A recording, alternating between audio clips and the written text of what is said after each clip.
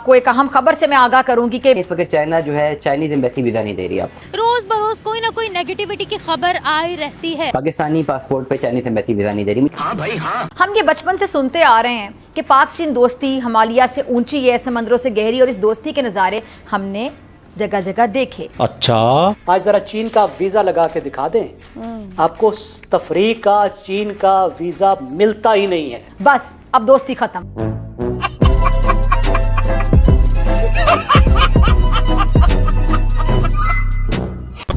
ये बहुत सारे लोग रब्ता करते हैं जी हम 30 मुल्क फिरे हैं, 32 मुल्क फिरे हैं, 15 मुल्क फिरे हैं, नहीं मिल रहा। चाइनीज एम्बेसी आपको वीजा नहीं दे रही, नहीं मिल रहा वीजा। अच्छा बात नहीं है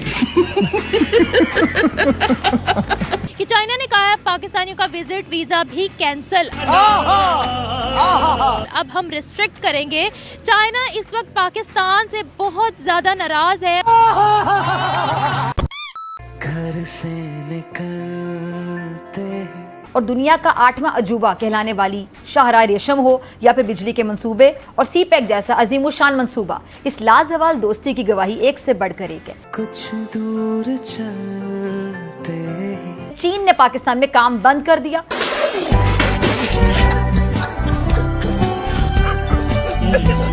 चाइना और पाकिस्तान के दरमियान जिसमें ये कहा गया था कि क्रोम और 1500 टन पाकिस्तान से चाइना शिफ्ट किया जाएगा, उस क्रोम और की जगह हम लोगों ने रेत, स्टोन्स, पत्थर, ईंटें डिलीवर की चाइना को और उनसे पैसे भी पूरे ले लिए। ब्यूटीफुल भाई, मुबारक हो। ये तो आपने मेरी नॉलेज में इजाफा किया है। ये तो मुझे फैलानी चाहिए पूरी दुनिया में।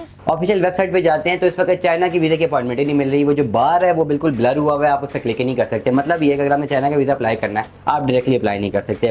जाहिर सी बात है, डिसअपॉइंटमेंट है। पाकिस्तानियों का ऑलरेडी लोगों के साथ, दूसरे ममालिक के साथ अच्छे रिलेशनशिप्स ऑलरेडी नहीं है। वर्क परमिट आपको तब मिलता है जब आपको वहाँ से भी वर्क परमिट पंच करके भेजे। तफरी के लिए, सैर के लिए आप जा ही नहीं सकते चीन में।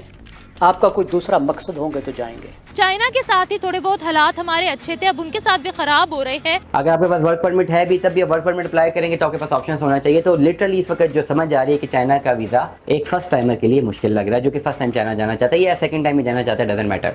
दिन ब दिन चाइना हमसे रूठ रहा है। आपने सबसे पहले घबराना नहीं है।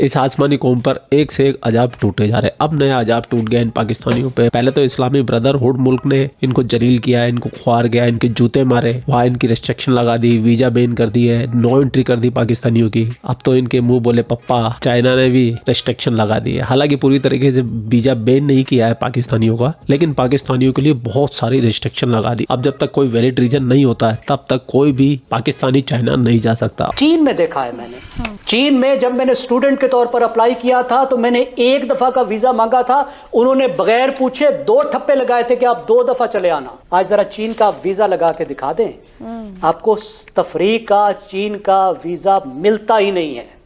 तफरी के लिए, सैर के लिए आप जा ही नहीं सकते चीन में। आपका कोई दूसरा मकसद होंगे तो जाएंगे। श्रीलंका वीजे की जरूरत ही नहीं होती थी, आज आप देखिए कैसे वीजा मिलता है। इसलिए कि हमारे रवैये ऐसे हैं, हमने लोगों को सिविक एजुकेशन देनी है। और एक चीज और मैं बता दूं, पाकिस्तान और चाइना के बीच में एक बस चला करती थी पीओके के रास्ते से, डेली अप एंड डाउन होता था। एक बस उधर से चलती थी, एक बस इधर से चलती थी। वो बस भी 3 महीने पहले से बंद पड़ी है। इसके बारे में मुझे इसलिए पता है क्योंकि मैं कुछ पाकिस्तानियों के ब्लॉग देखता रहता हूँ जो ट्रेवल ब्लॉग बनाते हैं। तो मैं ये देखना चाहता हूँ कि पाकिस्तान के अंदर होता क्या है, पाकिस्तान रियल में है कैसा। तो ये खबर मुझे पता थी लेकिन मेरे को बोलने का मौका नहीं मिला था, लेकिन आज 3 महीने के बाद मुझे मौका भी ले गया। वाह भाई वाह। खैर इसी टॉपिक पे पाकिस्तानी लड़कियों ने भी अपने रिएक्शन दिए हैं और रिएक्शन सुनने के बाद में आज आपको मजा आएगा। गंवार लड़कियां नहीं है भाई, पढ़ी लिखी है और सुनने के बाद आपको अच्छा भी लगेगा। तो बिना देर के चलते पाकिस्तान।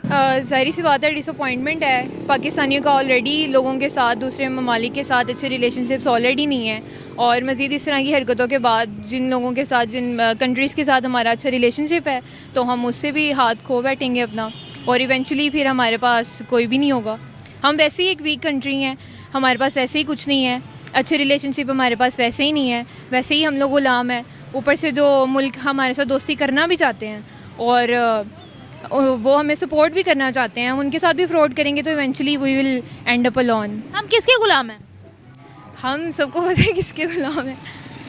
ऐसे तो हम चाइना के भी गुलाम हैं। नो, चाइना की इंटेंशंस हमारे लिए अच्छी हैं। अगर CPEC वाली सारी चीज़ें देखें और दे आर हेल्पिंग अस, जितना मुझे जितनी चीज़ों की नॉलेज है उस हिसाब से I think they are helping us. तो we are in this state कि जिसमें we need help from other countries, तो हमारे अच्छे रिलेशनशिप्स होने चाहिए इनके। अगर हमें नहीं भी हेल्प चाहिए तो हमारे मुल्क की रेपुटेशन ऐसी होनी चाहिए कि रेपुटेशन मैटर्स अ लॉट।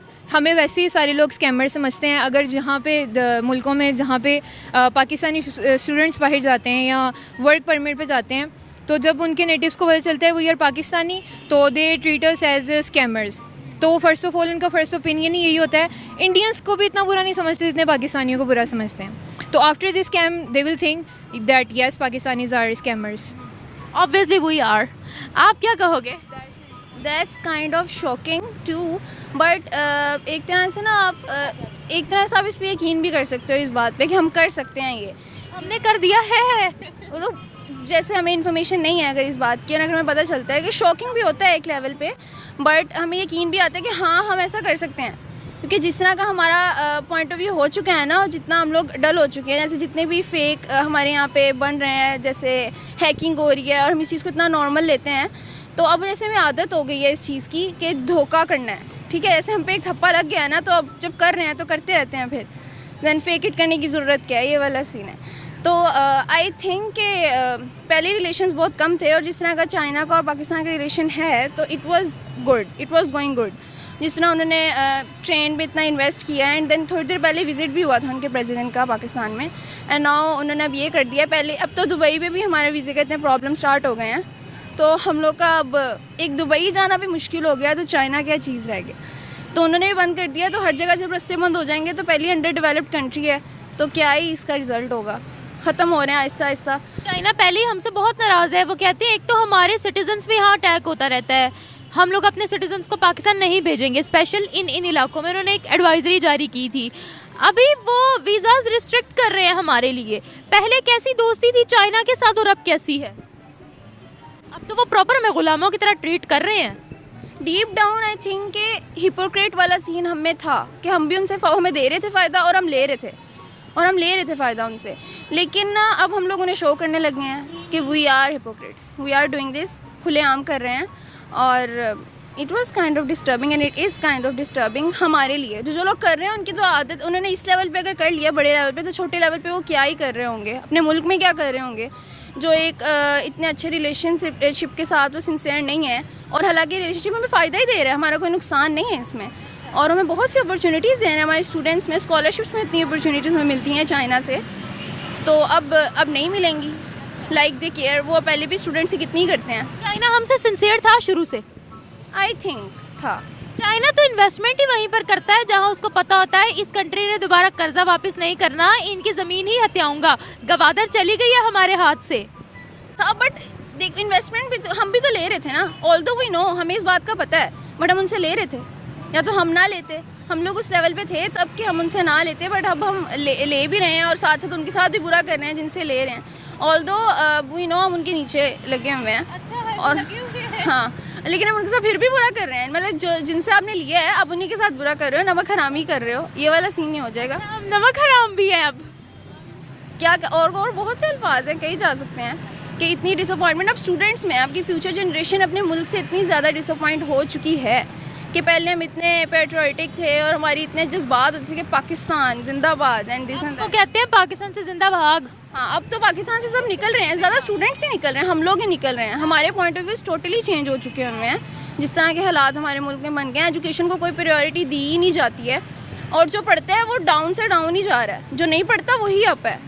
तो ये वाला हिसाब है। एक आखिरी सवाल आपसे पूछूंगी, चाइना ने ऑलरेडी धमकी दे दी CPEC से पाकिस्तान को आउट कर देंगे, पाकिस्तान आउट ईरान इन, क्या करेगा चाइना अब हमारे साथ? हम तो स्कैम्स पे स्कैम्स कर रहे हैं उनके साथ, तो कितनी हमारी दोस्ती में और मजीद दरार आएगी? वैसे वो हमें इंटरनेशनल लेवल पर कभी मुंह छू नहीं लगाते।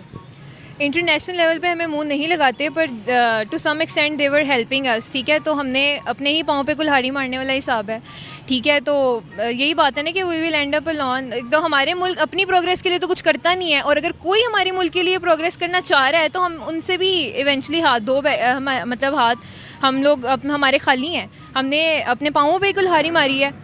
तो हम लोग Pakistan is a religious country, अगर हम देखें कि हम इस्लाम को फॉलो कर रहे हैं तो इस्लाम हमें ये तो नहीं सिखाता कि हम धोखेबाज हों या स्कैमर्स हों, या एक बंदा जो हमारे साथ लॉयल है या हमारी अच्छी दोस्ती है उनके साथ, तो हम उनके साथ क्या कर रहे हैं, उनको क्या रिस्पॉन्ड कर रहे हैं। हम कुछ नहीं दे सकते, एटलीस्ट स्कैम तो ना करें किसी के साथ। धोखेबाजी तो इस्लाम में नहीं है। यहाँ पे कोई ड्रामा निकला है तो ये लोग बैन करने चले जाते हैं कि ये इस्लाम के खिलाफ है और ये है वो है। बरज़ख को बैन किया था ना, को बैन किया इन्होंने, इतनी ज़्यादा चीज़ों को बैन।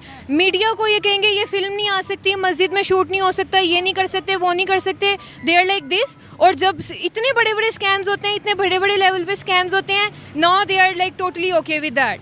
चाइना में मुसलमानों के साथ क्या हो रहा है, हमने ज़रा थोड़े उनसे पैसे वैसे लेने होते हैं ना, इसीलिए हम उस पर भी नहीं बात करते। ये वैसे हम लोग एक अपने कंट्री के मफाद के लिए हरकत की है हमने। हमारे यहाँ पे अपने मुल्क के जो नेटिव्स हैं उनके लिए कोई राइट्स ही नहीं है, तो हम दूसरे मुल्कों में पाकिस्तानियों के साथ क्या हो रहा है हम क्या ही कर सकते हैं उस बारे में।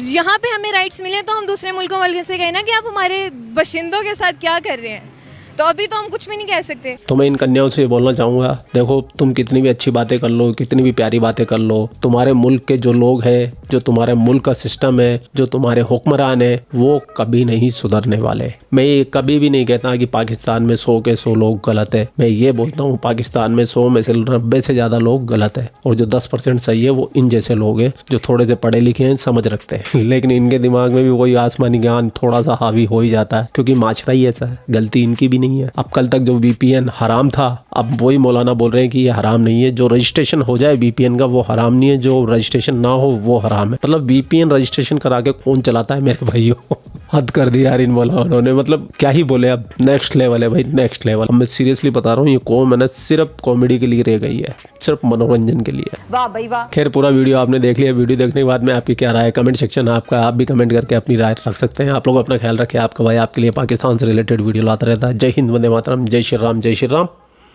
जय श्री राम।